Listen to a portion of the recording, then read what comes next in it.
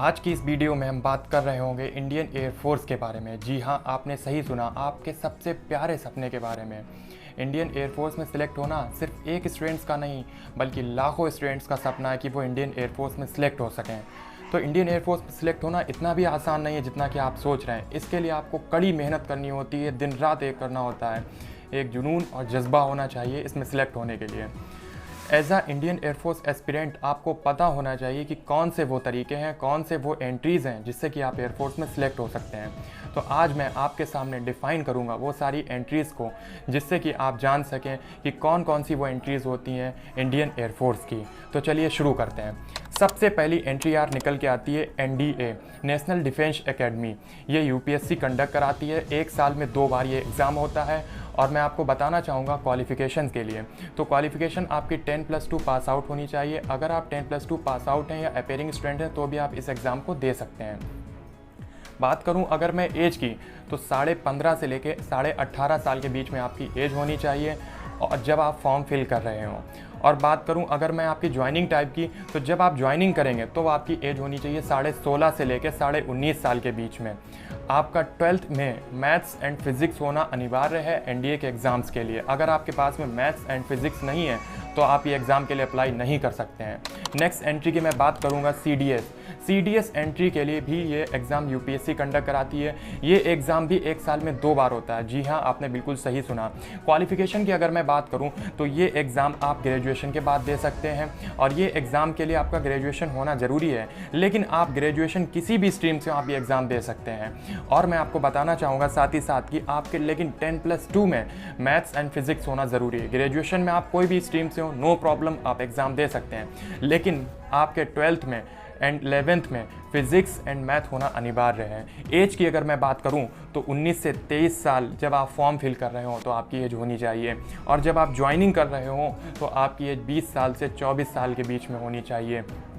मैं बताना चाहूँगा आपको कि इस एग्ज़ाम के लिए मेल एंड फीमेल दोनों ही अप्लाई कर सकते हैं। लेकिन मैं आपको एक और चीज़ बताना चाहूँगा, एक और बारीकी है जो आपको बहुत ध्यान से समझनी है। CDS एंट्री के द्वारा सिर्फ और सिर्फ फीमेल इंडियन आर्मी को ज्वाइन कर सकती हैं, इंडियन एयरफोर्स को नहीं। ये वीडियो इंडियन एयरफोर्स के लिए है। एंड मेल एंड फीमेल दोनों ही कैंडिडेट, अनमैरिड कैंडिडेट इस एंट्री के द्वारा ज्वाइन कर सकते हैं। मैं आपको बताना चाहूँगा थर्ड एंट्री के बारे में, जो कि है FCAT एंट्री। जी हाँ, आपने बिल्कुल सही सुना, ये भी एक साल में 2 बार होती है FCAT entry. FCAT entry basically 2 types की होती है।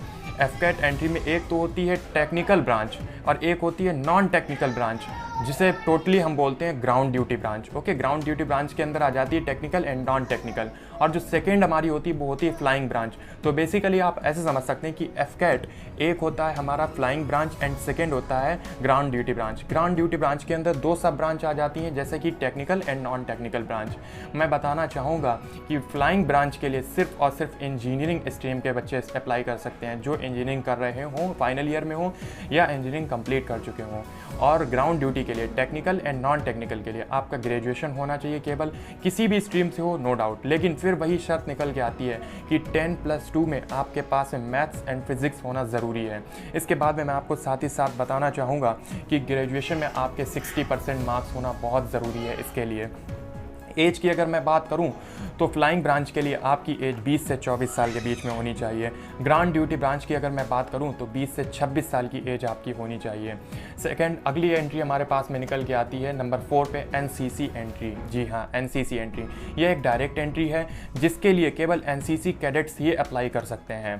क्वालिफिकेशन की अगर मैं बात करूँ तो इस एंट्री में अप्लाई करने के लिए कैंडिडेट के पास NCC एयर विंग का सीनियर डिवीज़न का C सर्टिफिकेट होने के साथ साथ 10+2 फिजिक्स एंड मैथ्स के साथ ग्रेजुएशन में 60% मार्क्स होना ज़रूरी है। जी हाँ, 60% ग्रेजुएशन में एंड 10+2 में maths and physics. Her entry में आप देख रहे होंगे कि 10+2 में मैथ्स एंड फिजिक्स बहुत ज़रूरी है। ठीक है, तो मैं अगले आपको बताना चाहूँगा एज अगर, तो एज 20 से 24 साल की एज होनी चाहिए आपकी। इसमें भी unmarried male candidates and female candidates both type के अप्लाई कर सकते हैं। ओके, अगली एंट्री हमारे सामने जो आने वाली है वो एंट्री बहुत कम लोग जानते हैं, जो कि नंबर 5 पे हमने रखी हुई है मेट्रोलॉजिकल एंट्री। जी हाँ, बिल्कुल सही सुना, ये भी एक डायरेक्ट एंट्री है। इसमें अप्लाई करने के लिए आपको only post graduates students apply कर सकते हैं। ये पोस्ट ग्रेजुएशन के बाद होती है। ठीक है, ग्रेजुएशन होता है पहले, देन पोस्ट ग्रेजुएशन होता है। अच्छा, इसकी क्वालिफिकेशन की अगर मैं बात करूँ तो आपके पास में साइंस स्ट्रीम किसी भी सब्जेक्ट के साथ मिनिमम 50% मार्क्स के साथ पोस्ट ग्रेजुएशन की है तो आप अप्लाई कर सकते हैं। एंड अगर आपका ग्रेजुएशन भी फिज़िक्स एंड मैथ्स के साथ में होना चाहिए। याद रखिएगा, यहाँ पे शर्त क्या है कि आपका पोस्ट ग्रेजुएशन तो हो 50% मार्क्स के साथ में, लेकिन ग्रेजुएशन की जब बात आए तो याद रखिएगा आपके ग्रेजुएशन में मैथ्स एंड फिज़िक्स होना ज़रूरी है। मैथ्स एंड फिज़िक्स ये दोनों सब्जेक्ट्स याद रखिएगा। एज की अगर मैं बात करूँ तो 20 से 26 साल एज आपकी होना ज़रूरी है। अनमैरिड मेल एंड फीमेल दोनों टाइप्स के कैंडिडेट्स इसमें अप्लाई कर सकते हैं। नेक्स्ट एंट्री जो हमारे सामने आने वाली यार, वो सबसे फेमस एंड सबसे फेवरेट स्टूडेंट्स की एंट्री है। 10+2 के बाद मैक्सिमम स्टूडेंट्स इस एंट्री को प्रीफर करते हैं, जो कि है एक्स एंड वाई ग्रुप की एंट्री। जी हाँ, आपने बिल्कुल सही सुना, इसको technical and non technical entry भी बोलते हैं। एक्स ग्रुप की क्वालिफिकेशन की अगर मैं बात करूं तो 10+2 पास आउट स्टूडेंट्स इस एंट्री में एग्जाम दे सकते हैं, अप्लाई कर सकते हैं। 10+2 with physics and maths and English. याद रखिएगा, यहाँ पे सिर्फ मैथ्स एंड फिजिक्स नहीं है, मैथ्स, फिजिक्स एंड इंग्लिश ये तीनों चीज़ें आपके साथ में होना चाहिए। एक और चीज़ मैं आपको बताना चाहूँगा कि तीनों को मिला के आपका 50% बनना चाहिए। जो आपकी परसेंटेज है, परसेंटेज क्राइटेरिया भी है यहाँ पे, 50% कंप्लीट होना चाहिए। एक और की पॉइंट मैं आपको बताना चाहूँगा जिसमें अक्सर बच्चों को कन्फ्यूज़न होती है, वो ये निकल के आता है कि इंग्लिश का मैं बताना चाहूँगा 50 मार्क्स इंग्लिश में होना चाहिए। 50% मतलब जो भी आपका टोटल मार्क्स है उसका आपका हाफ 50% मार्क्स इंग्लिश में इंडिविजुअली अकेले इंग्लिश में होना ज़रूरी है। बाकी सारे सब्जेक्ट में कम ज़्यादा हो तो चल सकता है, वो एवरेज आपका 50% होना चाहिए। मैथ्स, फिजिक्स, इंग्लिश तीनों मिला के 50% होना चाहिए और इंग्लिश में अकेले 50% होना चाहिए। तो ये चीज़ आपको आई होप समझ में आ रही होगी। अगर कोई कन्फ्यूज़न हो तो आप कमेंट करें, मैं आपको और अच्छे से क्लियर कर दूँगा। नेक्स्ट एंट्री हमारे सामने जो निकल के आती है वो आती है नंबर 7 पे, एयरफोर्स रैली भर्ती। ये एंट्री कभी कभी स्टेट वाइज होती है, कभी कभी डिस्ट्रिक्ट वाइज होती है। इस एंट्री में मैं आपको बताना चाहूँगा कि ये भी एक्स एंड वाई ग्रुप की तरह technical and non technical types की होती हैं। ये एंट्री का नोटिफिकेशन आ जाता है, आपको ऑनलाइन ज़्यादातर इसके बारे में चेक करना होता है। ये एंट्री बगैर एग्ज़ाम की होती है, सिर्फ आपको फिजिकल इसमें क्वालिफाई करना होता है क्योंकि ये रैली भर्ती है, same as X and Y group होती है।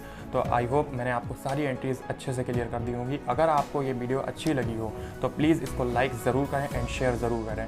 ऐसी ही इंपॉर्टेंट इन्फॉर्मेशन मैं आपके लिए वीडियो लाता रहता हूँ, तो चैनल को सब्सक्राइब ज़रूर करें और अच्छे से पढ़ाई करें, आपका सिलेक्शन ज़रूर होगा। थैंक यू, जय हिंद।